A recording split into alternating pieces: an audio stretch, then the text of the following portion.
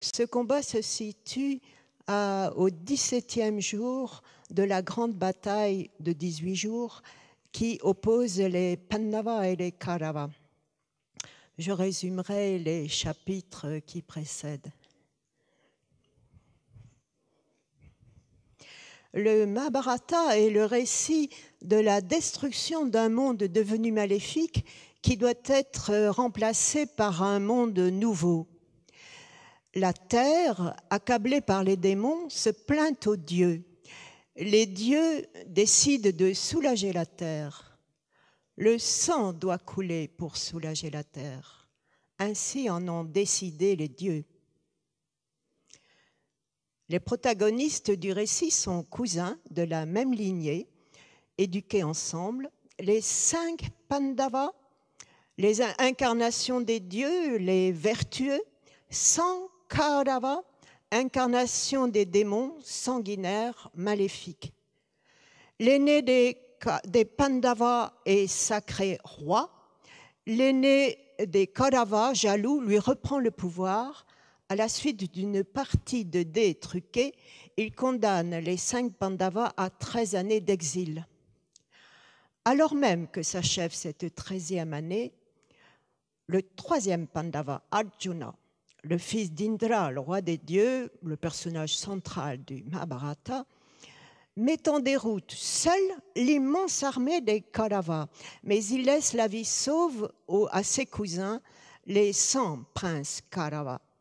Il se révèle ainsi le meilleur des archers, le plus grand des guerriers, le prince parfait.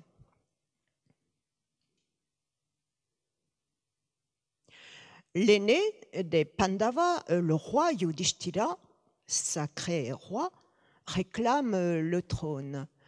L'aîné des Kauravas, Duryodhana, refuse de le rendre. La guerre est inévitable, une guerre sacrifice entre dieux et démons. Le sang doit couler pour soulager la terre. Ainsi en ont décidé les dieux. Chez les Kauravas, le chef de l'armée est Bhishma, le grand sage, l'aïeul de la lignée. Il a une préférence pour les Pandavas, mais il est dans le camp des Kauravas. C'est là qu'il doit être. Drona, le maître d'armes, est maître d'armes des Pandavas et des Kauravas. Les 5 Pandavas, les 100 Kauravas, cousins de la même lignée, ont été éduqués ensemble. Et Drona, le maître d'armes, a une préférence pour Arjuna, son meilleur disciple, le plus grand des archers, le meilleur des guerriers, mais lui aussi combat pour les Kauravas. La veille de la grande bataille, Bhishma déployait son armée, l'armée des Kauravas, pareil à l'océan, aux milliers de bannières, un fleuve d'éléphants, de chevaux, de chars conduits par des héros. Les 100 Kauravas, Drona, le maître d'armes, tous leurs guerriers, tous leurs alliés. Les alliés convergeaient de toutes parts, guerriers à chars étincelants, éléphants par milliers, chevaux par centaines de mille, fantassins portant sabres et épées, ceux qui jamais ne reculent. Les princes et les rois sous leurs parasols blancs resplendissaient. L'aîné des Kauravas, l'usurpateur, le maléfique Duryodhana, avant de monter sur son char, s'avançait sur son éléphant car il se voulait roi. Kalna manquait à ses côtés. Kalna, son protégé et son complice. Kalna, possédé par un démon, né avec des anneaux d'oreilles et une cuirasse d'or. Kalna était fils du dieu soleil, mais tous l'ignoraient. Fils illégitime, abandonné à sa naissance, il était de parents inconnus. Bhishma, l'aïeul, l'avait écarté du combat. Kalna, l'ennemi personnel d'Arjuna, mais son égal par ses exploits guerriers, Kalna était écarté du combat. Les Kauravas se croyaient déjà vainqueurs. Pourtant, les présages sinistres autour d'eux s'accumulaient. Corbeaux, faucons, vautours et paons se perchaient sur les arbres. Chacals et loups rôdaient aux alentours. Les mangeurs de chair crue attendaient les cadavres. Chez les Pandavas, Yudhishthira était roi. D'un seul regard, il pouvait embraser la terre, mais il préférait l'ascèse à la guerre. Le deuxième, Bhima, sa massue à la main, était connu pour sa force terrible. Mais sur Arjuna, le prince parfait, reposait l'issue de la bataille. Arjuna avait choisi pour cocher Krishna, le dieu Krishna en personne, l'avatara du grand Vishnu. À l'aube du premier jour de la bataille, les 7 grandes planètes parurent dans le ciel. Le soleil se leva dédoublé, embrasant l'horizon. Arjuna, paré de son diadème et de guirlandes d'or, monta sur son char doré aux 4 chevaux blancs. À sa droite, l'aîné, le roi Yudhishthira. À sa gauche, Bhima, sa massue à la main, les frères jumeaux, tous leurs alliés, tous leurs guerriers. Arjuna s'avançait en tête, conduit par le dieu Krishna. Il s'avançait sur le champ de bataille, mais soudain, il sauta de son char, refusant de combattre. Le cœur meurtri l'a vu troublé. Devant lui, c'était ses parents qu'il voyait. C'était l'aïeul de la lignée, ses oncles, ses cousins, et non des ennemis. Tremblant, il s'assit sur le sol, refusant de tuer. Le dieu Krishna intervint à son cocher. Arjuna, sur toi repose l'issue de la bataille.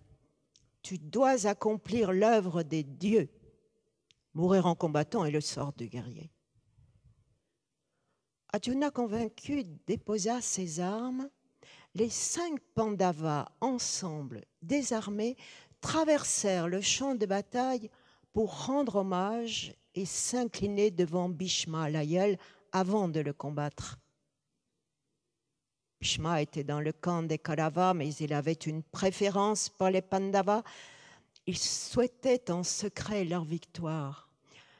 Les Pandavas étaient gardiens du Dharma, l'ordre socio-cosmique qui régit le monde. Là où est le Dharma, là est la victoire. Bhishma l'aïeul donna sa bénédiction aux 5 Pandavas. Alors commença la bataille dans un vacarme assourdissant. Les conques sonnaient, les tambours battaient. Par milliers, par centaines de mille résonnaient trompettes et timbales. Les arcs claquaient, les flèches sifflaient, massues et javelines se croisaient dans le ciel. La poussière aveuglait toutes les créatures et montait dans le ciel coloré d'indigo. Le champ de bataille devint océan agité. Déjà le sang coulait à flots, comme au printemps s'épanouissent les fleurs. Le sang doit couler pour soulager la terre, ainsi en ont décidé les dieux. Au 3e jour de la bataille, les armées massacrées, chars contre chars, chevaux contre chevaux, s'enfuyaient en débandade. Les guerriers s'enfuyaient, mais d'autres arrivaient sans cesse.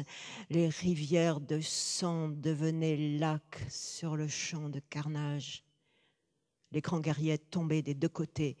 Bhishma, l'aïeul, le grand sage, était prêt à faire don de sa personne pour donner la victoire aux Pandavas. Il persuada Arjuna de le tuer. Il lui révéla le secret de sa mise à mort. Au 10e jour de la bataille, Bhishma tomba sous les flèches d'Arjuna. Le soleil perdit son éclat, la terre cria. Aussitôt, tous les combats cessèrent. Les 5 Pandavas, ensemble, traversèrent le champ de bataille pour s'incliner, rendre hommage à Bhishma. Bhishma, l'incarnation du ciel, ne pouvait reposer sur terre. Sur un lit de flèches, Bhishma reposait. Il regarda Arjuna Il demanda un oreiller, il demanda de l'eau. Aussitôt, Arjuna, les yeux pleins de larmes, se baissa vers le sol et il saisit son arc qu'il avait déposé. Il décocha 3 flèches pour soutenir la tête de l'aïeul. Il en décocha une à côté de sa bouche. Au même instant, jaillit une source d'eau pure au parfum d'ambroisie. Tous furent stupéfaits par ce prodige. Recouvert de guirlandes de fleurs, parfumé de santal, Bhishma reposait. En attendant sa mort, lui seul pouvait choisir son heure. Au 11e jour de la bataille, Drona, le maître d'armes, devint chef de l'armée Kaurava. Kalna, l'ennemi personnel d'Arjuna et son égal par ses exploits guerriers, Kalna vint le rejoindre. Kalna était le protégé de Duryodhana et il voulait lui rester fidèle. Alors les combats reprirent. De l'aube au coucher du soleil, de sinistres combats de l'aube au coucher du soleil. Les Kauravas subissaient de terribles défaites. Alors, Drona, le chef de l'armée, promit à l'usurpateur, le maléfique Duryodhana, la mort d'un héros Pandava. Il choisit le prestigieux fils d'Arjuna, le jeune Abhimanyu, celui qui devait être l'héritier de la lignée, celui qui est déjà égalé par ses exploits son père. À peine sorti de l'enfance, Abhimanyu terrorisait les Kauravas. Par ruse, il fut encerclé, seul, par l'ennemi sous la conduite de Drona. Il se battit seul contre la multitude. Il écrasait ses ennemis comme un éléphant piétine les massifs de lotus. Seul le roi du Sind lui résista. Le roi du Sind était un roi très puissant. Il avait reçu des armes du dieu Shiva. Il empêcha les Pandavas de porter secours à Abhimanyu. Attaqué dans le dos par Karna et 6 autres guerriers, Abhimanyu perdit son arc, son bouclier, son char. Il continuait à se battre seul, à pied, criblé de flèches comme un porc-épic. Il tomba sous un coup de massue porté à la tête, un coup contraire au dharma de guerrier. Abhimanyu gisait sur le sol, étincelant de soleil et de lune. Arjuna guerroyait à l'autre extrémité du champ de bataille. À la tombée du jour, il regagna sa tente, il apprit la nouvelle, il rugit de douleur comme un lion. Il jugea le roi du Sind responsable de la mort de son fils. Il fit le serment de le tuer le lendemain même. Il fit battre les tambours. Les Kauravas entendirent ces cris. Le chef de l'armée, Drona, déploya son armée pour entourer le puissant roi du Sind et le protéger. Immenses étaient les armées qui protégeaient le puissant roi du Sind. Mais le lendemain matin, au 14e jour, Arjuna, avec ses 4 frères, Bhima en tête, sa massue à la main, traversa toutes les lignes ennemies. Arjuna déjoua tous les plans des ennemis. Au coucher du soleil, la tête du roi du Sind tomba. En touchant la terre, elle éclata en 100 morceaux. Les héros tombaient des 2 côtés.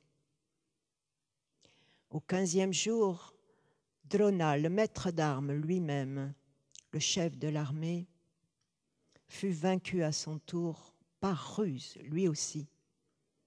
Il avait renoncé à la violence, il abandonna son corps monta au ciel. Alors, au 16e jour de la bataille, Kalna, devint chef de l'armée Kaurava. Kalna, fils du soleil, fils illégitime abandonné à sa naissance, était frère des Pandavas. Sa mère venait de lui faire cette révélation pour éviter une guerre fratricide. Alors Kalna promit à sa mère d'épargner ses frères, mais il voulait tuer Arjuna. Il voulait cette gloire pour lui.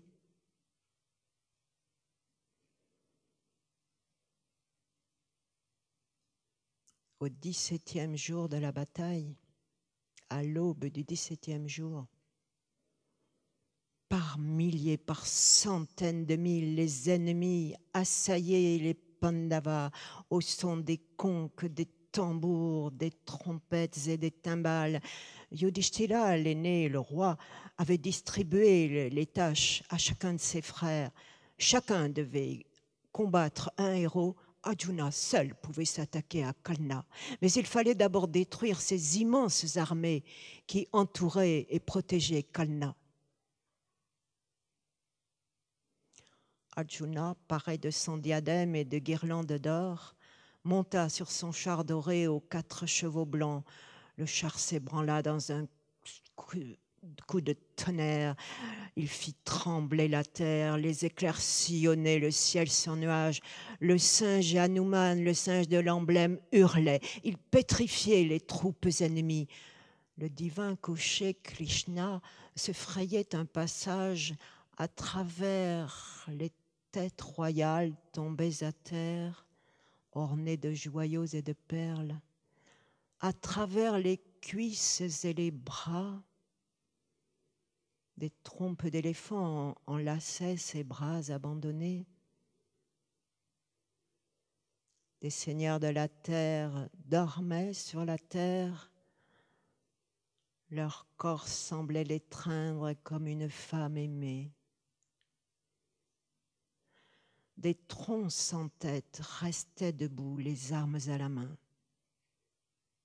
Les résilles des éléphants, résilles d'or et de pierres précieuses, scintillaient en tombant comme étoiles filantes. La terre était belle, ainsi parée. La terre brillait. La terre brillait d'une beauté terrible. Partout, des montagnes de corps s'élevaient empêchant les chevaux d'avancer. Des rivières de sang, des rivières de chair coulaient avec éléphants pour rochers comme rivières de l'enfer. Des rivières de sang charriaient des corps déchiquetés dans un bruit de cascade. La mêlée fut générale.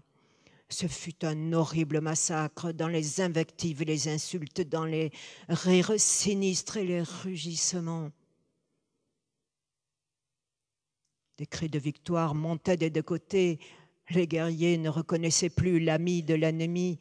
Ces tigres d'hommes criaient comme des tigres, mais montaient aussi des clameurs de détresse semblables à celles du déluge cosmique. Le sang doit couler pour soulager la terre. Ainsi en ont décidé les dieux. Le roi Yudhishthira, l'aîné des Pandavas, blessé par Kalna, s'était retiré sous sa tente. Arjuna entra dans une violente furie.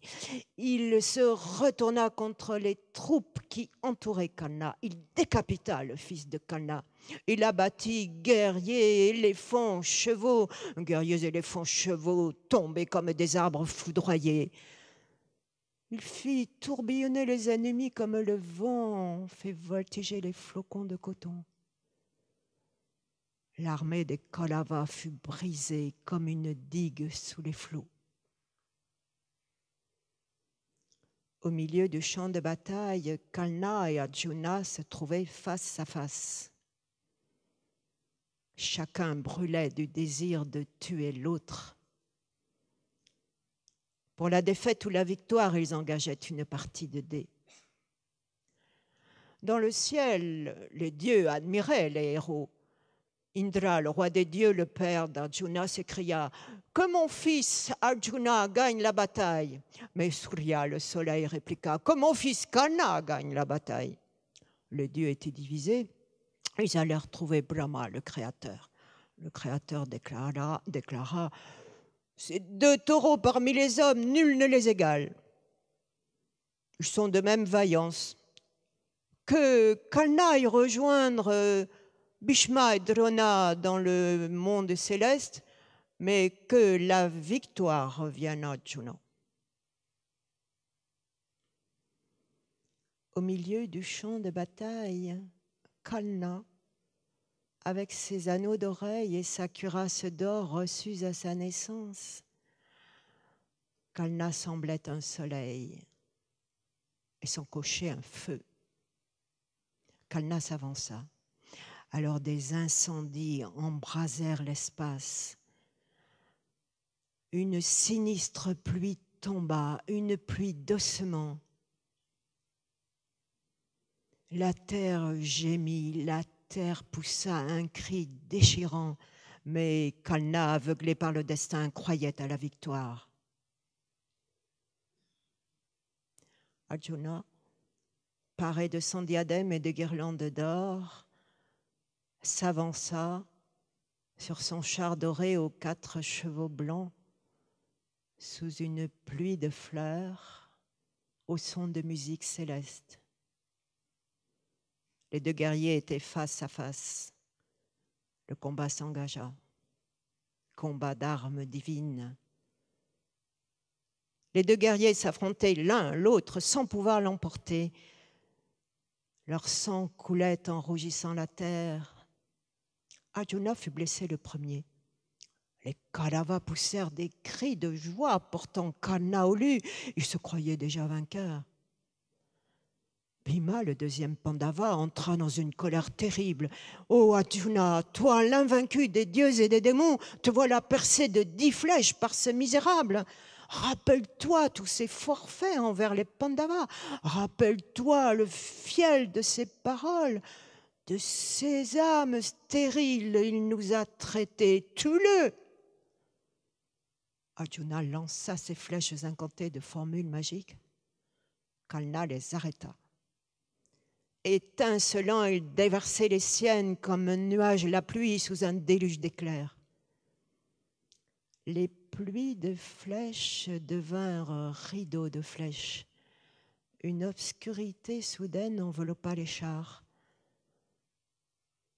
Arjuna dissipa les ténèbres avec l'arme du vent. Il emplit le ciel d'un flamboiement de serpents effrayants mêlés aux pics, aux haches, aux disques.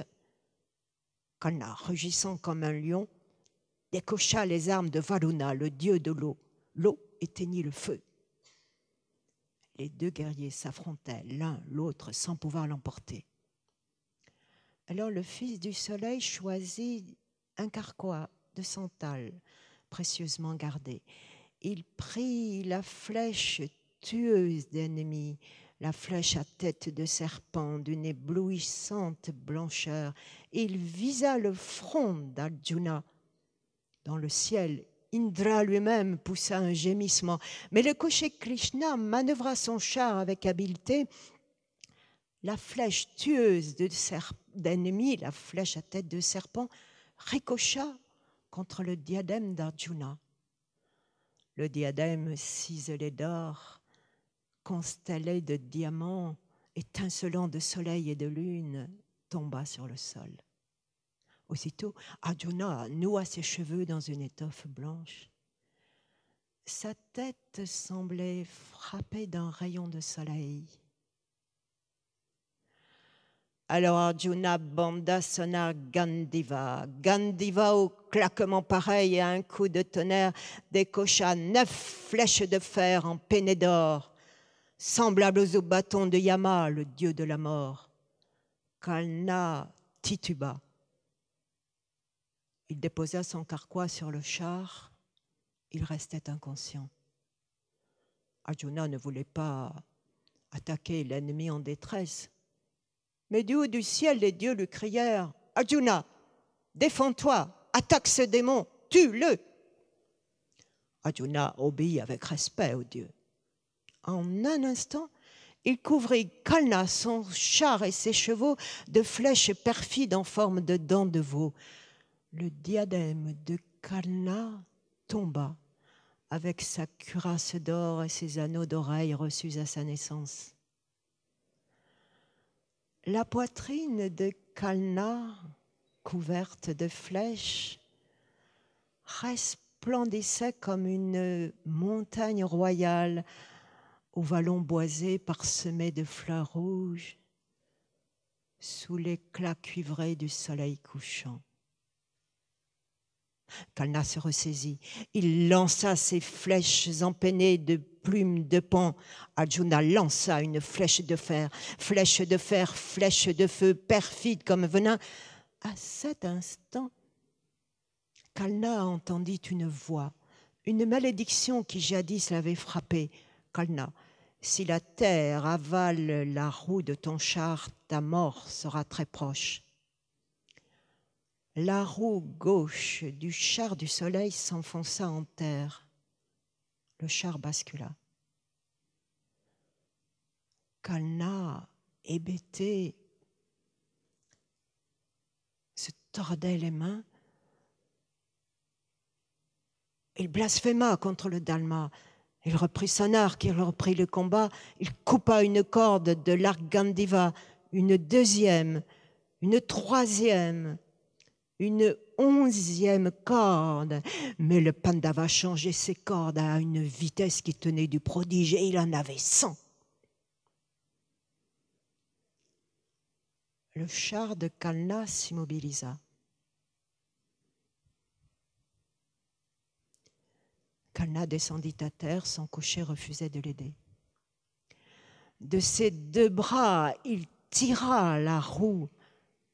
Ses bras avaient la force de trompe d'éléphant, mais de 4 doigts à peine, il souleva la terre. De rage, il versa des larmes. Alors il implora Arjuna. « Ô grand guerrier, laisse-moi un instant. Je suis à terre, tu connais le dharma du guerrier. Ne deviens pas un lâche, toi le plus brave du monde. » Le dieu Krishna, le cocher, lui répondit. « Kalna, toi, tu invoques le dharma. En 1000 occasions, tu as bafoué le dharma. À quoi bon dépenser ta salive? D'ici, tu ne sortiras pas vivant. » De honte, Kalna baissa la tête et ne répondit rien. Ses lèvres frémissaient. Il reprit son arc, il reprit le combat. Avec vigueur, il reprit le combat. Il lança une flèche incandescente sur la poitrine d'Arjuna. La flèche incandescente pénétra le corps du Pandava comme un grand serpent, une termitière. Un instant, Arjuna desserra l'étreinte de sa main sur son arc Gandiva, mais encouragé par son cocher Krishna, il reprit ses sens de rage.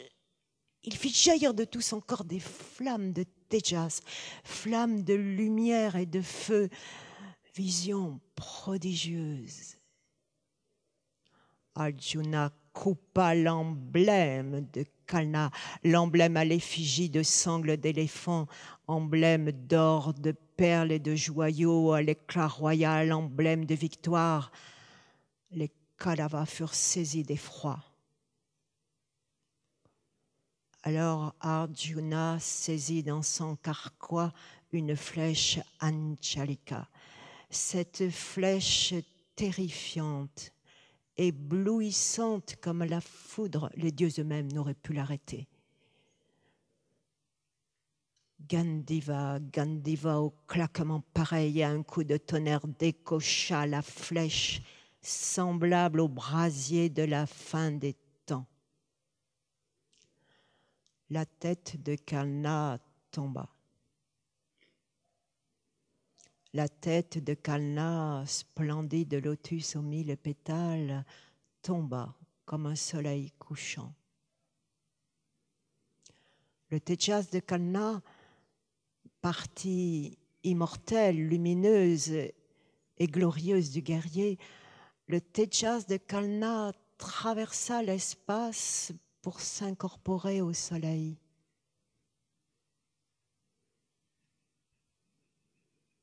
Le 17e jour de la bataille venait de s'achever. Au 18e jour, Duryodhana, l'usurpateur maléfique, le dernier survivant des Kauravas, tombera à son tour. Un monde nouveau va apparaître. Ainsi en ont décidé les dieux. Le sang a coulé pour soulager la terre.